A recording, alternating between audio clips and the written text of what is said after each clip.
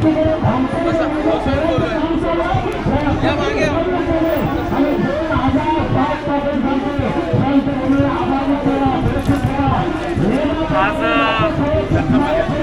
आपल्या या मुंबईच्या आझाद मैदानामध्ये अत्यंत महत्त्वाच्या सामाजिक जीवनाशी निगडीत असलेल्या या विषयाला अनुसरून सन्माननीय मोहनदादा कांबळेजी यांनी एक व्यापक उपोषणाची घोषणा या महाराष्ट्राच्या भूमीमध्ये केलेली आहे आणि त्यामुळे या उपोषणाच्या माध्यमातून तळागाळातील वंचित समूहाला, मातंग समाजाला, उपेक्षितांना, शेतकऱ्याला, कष्टकऱ्याला, मजुराला न्याय मिळाला पाहिजे आणि तो स्वतःच्या पायावर उभा राहिला पाहिजे. यासाठी ज्या ज्या मागण्या गेल्या अनेक वर्षापासून प्रलंबित आहेत अशा सगळ्या मागण्या घेऊन सन्माननीय कांबळे साहेब या ठिकाणी आपल्या जीवाचं रान करत आहेत आणि आपल्या या वयामध्ये स्वतःच्या जीवाला धोक्यात घालून समाजाचं जीवाचं संरक्षण करत आहे आणि म्हणून अशा या माणसाचं एक ताकद आपण सगळ्यांनी वाढवली पाहिजे, त्यांच्या सोबत राहिलं पाहिजे, त्यांच्या प्रश्नांना जाणून घेतलं पाहिजे. हा प्रश्न त्याने उभा केलेलं हे आंदोलन हे फक्त त्यांच्या एकट्याचं नसून आपल्या सगळ्यांच्या पुढच्या पिढीचं आंदोलन आहे आणि म्हणून आपण यांच्या या उपोषणामध्ये सहभागी झालं पाहिजे आणि त्यांना ताकद देण्याचं काम आपण केलं पाहिजे. ही भावना घेऊन आम्ही सर्व माझे सहकारी मिळून आम्ही या मुंबईच्या आझाद मैदानामध्ये आलो. हे आझाद मैदान हे तुमच्या आमच्या अस्मितेचं मैदान आहे. या मैदानामध्ये तमाम उपेक्षितांचा, वंचिताचा लढा सत्यशोधक अण्णाभाऊ साठे यांनी उभा केला आणि याची मला जाणीव आहे. हा इतिहास आमच्या हृदयामध्ये आहे.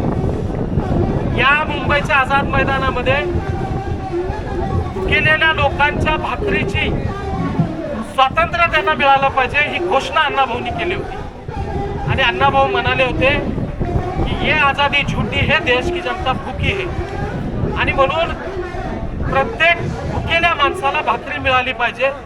हा लढा, व्यापक लढा अण्णाभाऊंनी उभा केला आहे. त्या आझाद मैदानामध्ये त्यांचा वारसा घेऊन मोहनदादा पुढे जाताना दिसत आहेत आणि म्हणून आम्ही आज सगळे त्यांच्या सोबत आहेत. असंख्य मागण्या आमच्या गेल्या 40 वर्षापासून प्रलंबित आहेत आणि या शासनाकडून काही मागण्यांना न्याय मिळालेला आहे. त्यांच्याकडून सत्यशोधक अण्णाभाऊ साठे यांचं संशोधन आणि प्रशिक्षण केंद्र उभं राहिलेलं आहे.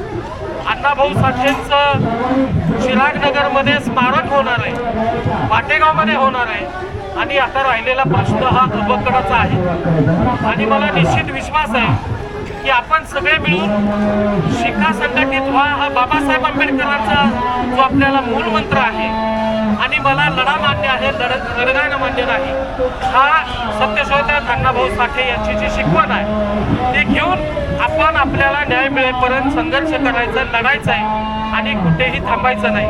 आज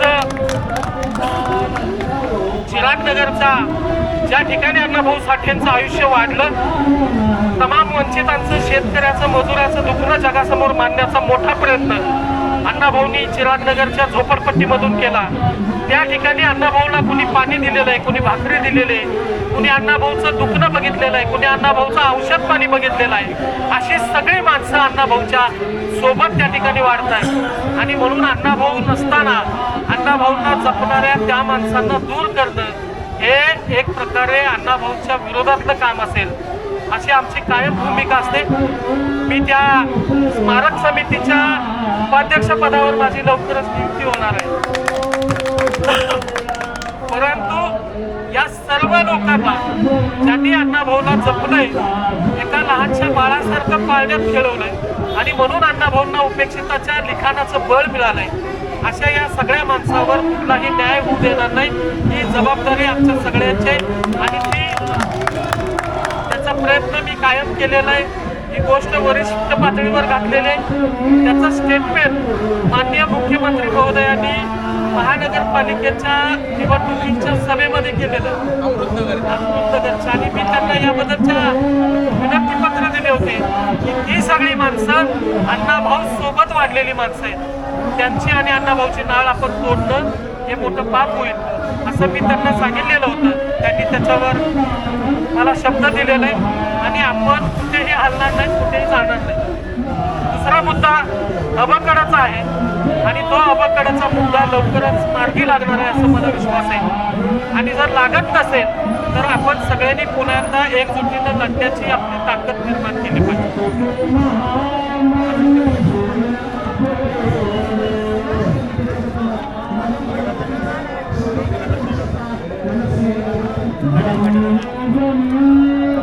आणि आज माननीय मोहनदादा कांबळे साहेबांनी या उपोषणाच्या माध्यमातून अनेक प्रश्नांना वाचा फोडण्याचं काम उभं केलेलं आहे. अनेक प्रश्न घेऊन त्यांनी शासनाचं लक्ष वेधण्याचं काम केलेलं आहे, ज्यामध्ये सातत्यानं आम्हाला दलित वंचित समजून आमचं शोषण करणारी एक सवर्ण व्यवस्था जी आमच्या कायम मराठवाड्यामध्ये अन्याय होतो, जाती अत्याचार होता, त्याच्या विरोधातलं बंड या उपोषणाच्या माध्यमातून त्यांनी उभं केलेलं आहे. मागासवर्गीय अपंगांची स्वतंत्र जनगणना यासह अनेक मागण्या घेऊन ते बसलेले आहेत आणि आमचा मोहनभाऊंशी अतिशय जवळचा संबंध आहे. आज या विचारमंचावर वेगवेगळ्या भागातली माणसं, आमचे भाऊ सन्माननीय गणेश भगत, आमचे नांदेडचे जिल्हाध्यक्ष पंडित वाघमारे, आमचे मोठे बंधू अनिलदादा साठे, रणजित गोरे साहेब या ठिकाणी उपस्थित आहेत. आणि सगळ्यात महत्त्वाचं की ज्यांना खऱ्या अर्थानं सामाजिक चळवळीची जाणीव आहे, आम्हाला मार्गदर्शन करणारे मोहन साठे आणि सगळी माणसं, मला नावं माहीत नाही, या ठिकाणी आमचे नातेवाईक सुद्धा या आमच्या सोबत आहेत. सगळ्या या लोकांच्या माध्यमातून ही सगळी माणसं मोठी माणसं आहेत, कुणीही साधीसुधी माणसं नाही आहेत. आणि माझ्या मते या आंदोलनाला शासनाने याची नोंद घ्यावी, शासनाने याची दखल घ्यावी. आमच्या भागातील आमचे प्रतिनिधी सन्माननीय सत्यजित देशमुख साहेबांनी या ठिकाणी भेट घेतलेली आहे आणि शासन याची लवकरच दखल घेईल असं माझं फोनवर त्यांच्याशी बोलणं झालेलं आहे.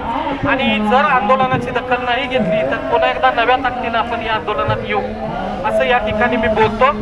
आणि बांधवांनो, याच माध्यमातून या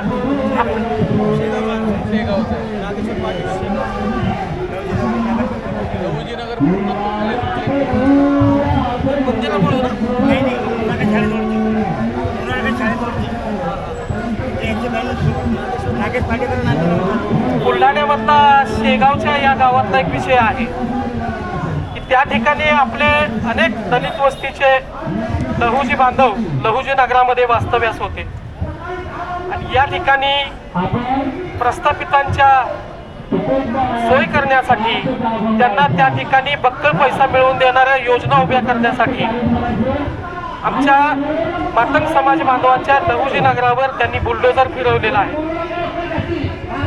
या गोष्टीची निंदा करतो, निषेध करतो आणि या सर्व बांधवांना न्याय देण्यासाठी सुद्धा शासनाने जरूर विचार केला पाहिजे असं मी या प्रसंगाने शासनाच्या ध्यानात आणून देणारी ही गोष्ट आहे.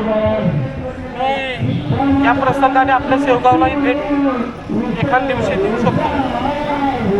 आपण हा तिथला लोकल विषय सोडू शकतो. आपण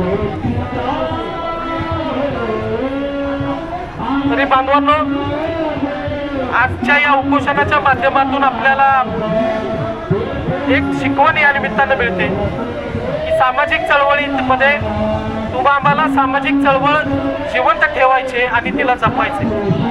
आम्हाला